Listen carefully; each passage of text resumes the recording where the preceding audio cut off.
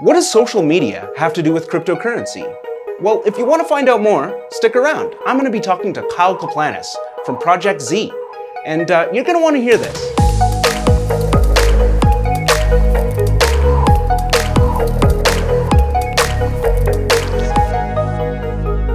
Well, thanks, Kyle, for joining us. I appreciate that. Wanted to get into, before we talk about social media and that sort of stuff, what is Web3?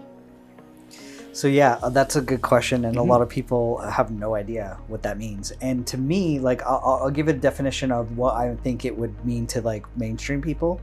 Is really, it's Web2 with new technology behind it, right? A lot of people like have this crazy mindset, like there's this whole new entity, and it's really all living on Web2, just with new technologies behind it, like the blockchain, where NFTs live on and things like that. Yeah, so like Web2 is like, you know, your ability, anybody's ability to post something or like easily, you know, put content on the internet. Right. And that's like, you know, Snapchat, Facebook, TikTok, any of those like Instagram, social media pieces, right? And then you take that back to Web 1. Exactly. Right. It's like text. And yeah. And Web 3 gives you the ability to own, right? And have ownership of the things that you create, which I think is really, really important. And I think once people grasp that, that's game over. They're going to realize the power behind Web3. Yeah, so like digital ownership. Exactly. And like not having it in one place. Yes. Right? Like imagine your website's on a ton of different people's computers and they all have an image of it, and you go there and you can see the site, and it's not just going to yahoo.com and going to Yahoo servers. You're going to like, you know, a decentralized website, and you might not even know it. Exactly. Yeah. And I think what we'll see with that as well is like, since we're talking about content, you know, right now you put out content on these platforms like Instagram, TikTok, Twitter, and, you know, per their policies, you technically don't own that. Once you put it on that, like you have no ownership, even though it's your content. So eventually we're going to have content platforms, you know, or they're going to have to change to adapt to Web3 technology where you own your content. So that way there's no, oh, my account got banned and now I lost all my stuff. Right. You're going to have ownership of it to where that would never happen again. Right, exactly. And it's not so centralized, it's decentralized. Exactly. Right? And, you know, then you don't have, you know, let's say TikTok taking your video and putting it in a commercial. Oh my gosh, you're really lucky by that point and probably nothing to complain about. But if they do that, you know, they can get the rights and monetize that. Whereas maybe on the blockchain, they can't. It's proof that you own it. Exactly. Totally. Cool. So that leads into my next piece here around what Web3 has to do with social media. Like what do businesses and content creators, people in the space need to know about these two things? Yeah. So Web2 is still going to play a huge significant part into Web3, right? Until we're all on Web3 terms and decentralized. But in the meantime, I think for people like businesses or brands that are using Web3 technology, they still have to share with like their communities or share to get more mainstream people involved, and social media is the key, right?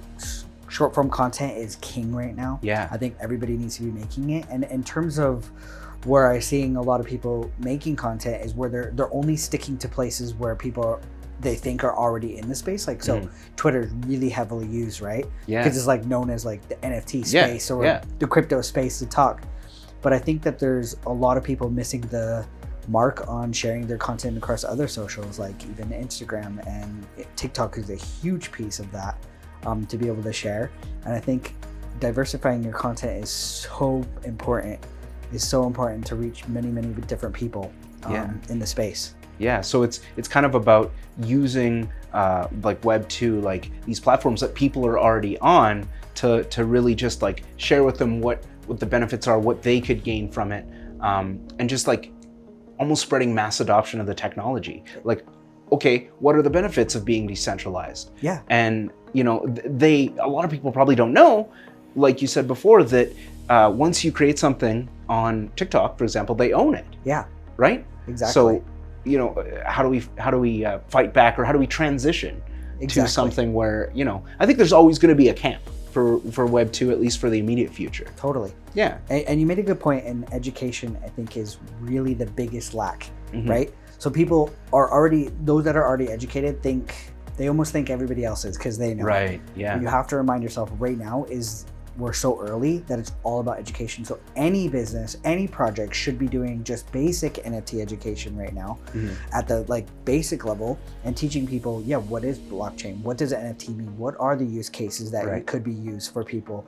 And again, just diversifying content. But the most important thing when diversifying content is to make content per each platform. Right. So like a video that you create on TikTok may or may not work on Twitter, right? So you have to maybe change some of your content strategies depending on each platform.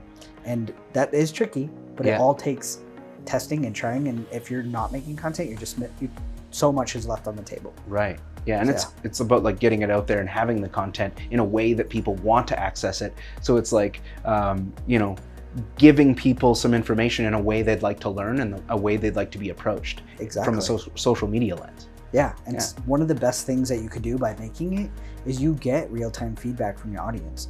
And that's important for just your project in general as well, to see what do people even want. Like maybe you're selling something that you think people want, they don't. And we're seeing that even with like Mark Zuckerberg right now is like being too early. And I know the founder of Ethereum even said you're wasting money because how do you even know these people want to buy this? You don't know yet. True. Like for example, one of the big things that caused controversy was that person who bought Jack Dorsey's first tweet, an NFT of it. Yeah. And it's something that people make fun of and laud.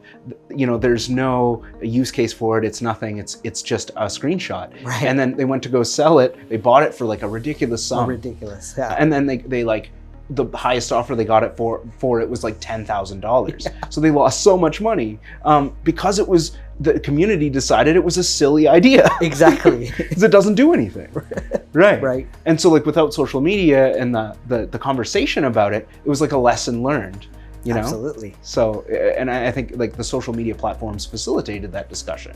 No, 100%. Absolutely. And we need like the skeptics. We need the people who don't care. We need the people who do care to like work out something. How is this useful for society? So. And I'm going to bring up something crazy as well. Those that are in the Web3 space that are doing education or talking about it. And a lot of people may or may not tell you this, but you have to have a strong shell because you're going to get a lot of disagreement. You're going to get a lot of hate, and you can't take things personal because people are uneducated.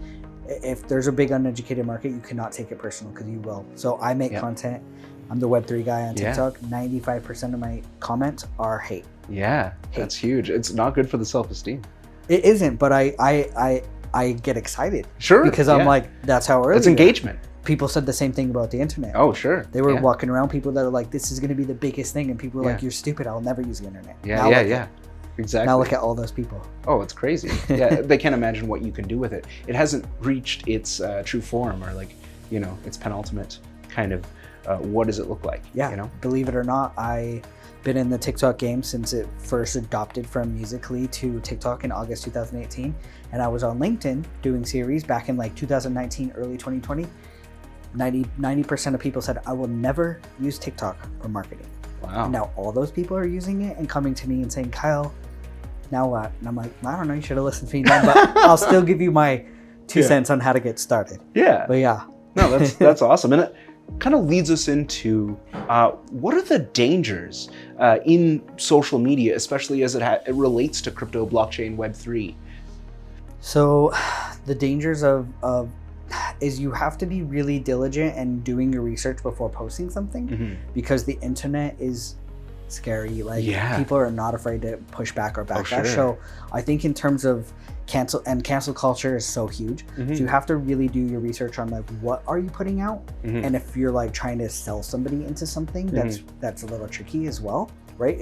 Especially if people are going to invest, you have to be very upfront with everything that you do. I think it's really important to be transparent as possible versus just trying to sell an idea. Right. But again, just be very mindful for everything that you put, like you say, do, because again, cancel culture. And once that happens, like, I mean, we're seeing it even with Beyonce and Lizzo right now are getting a lot of heat for just a simple word that they had in their songs, and they had to rechange all that just because of cancel culture right now. Yeah. And they had no idea. So it's tricky, but it's a very powerful tool. Yeah, and what do users have to look out for, you think? Again, make sure that the person that you're watching or who you're learning information from is completely transparent. Yeah. Right? Ask other people that are maybe in the communities, if they do, like if you find a project, let's say through social media, make sure you do all your research. In the meantime, ask people in the communities, ask the people if what they're saying is legit. So don't always just believe everything you see. That's the thing I tell people every time anyway. Don't believe everything you hear on the internet. Yeah. It's not all true. And it's like paying attention when someone's trying to sell you something. It's a good time to be skeptical, right? Yeah. So buy some elk. Just kidding. Yeah, like value. Like I think the true realist people, like that's why I love Gary Vee. Is because he just provides 100% value. He's never asking you for nothing. He's just giving you stuff for free. Versus like if somebody's just selling too much, that's sus. There's an ulterior motive, and 100%. this feels not genuine. So 100%. Do your research. Exactly. Which is, yeah. Well, thanks again, Kyle, for stopping by. If people want to learn more about, Project Z, where to get a hold of you, what you do for marketing, where do they go? What do they do? Absolutely. You can check us out at projectztalent.com. That's Project Z Talent. Find us on LinkedIn. Can connect with us there. If you're looking for more, social media tips, especially on the TikTok side, I have a great marketing podcast called Biz Talk for TikTok. And find me on TikTok at the Web3 Guy. Awesome. Well, thanks for stopping by. Really appreciate it. Thanks, Shylo. Thanks. Stay tuned for the next episode.